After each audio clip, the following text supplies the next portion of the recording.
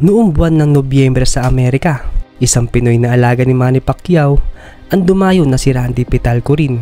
Laking General Santos City, Cotabato del Sur itong Pinoy at nakukumpara pa nga ito sa galaw ng ating pambansang kamao. Isang veteranong Indonesian ang kanyang makakasagupa dito.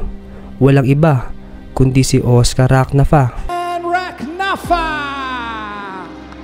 Kilala itong kalaban bilang isang mahusay na boksingero at may naitalang record na 13 wins at 12 naman dito ang kanyang tinapos sa pamamagitan ng knockout. Samantalang ating kababayan ay hawak naman na impresibong kartada na 22 wins with 17 knockouts at meron palang 2 talo. Kaya naman wag na natin patagalin pa at panoorin na natin ang kanilang laban. Sa umpisa ng unang round, parehas agresibo ang dalawang boksingero. Palitan ng mga gandang kombinasyon na talagang nagpapainit sa lahat ng mga manonood.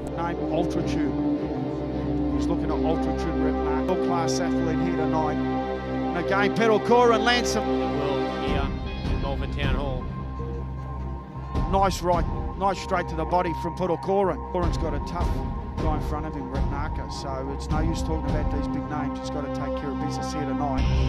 And Oscar and Randy clash heads. Middleweight champion and also light flyweight champion in Indonesia, and also the WBO Asia Pacific middleweight title. And also defeated Muhammad Rahman. Oh, both fighters swinging away. This is what it's all. Hindi pagtagal nang ibabaw ang galaw nitong Pinoy na si Randy Pitalco rin at tinamaan ng solidong suntok itong kalaban. That is a big shot. That is a big shot. It's all out. Nanalo ang ating Pinoy na si Randy Pitalco rin via first round knockout.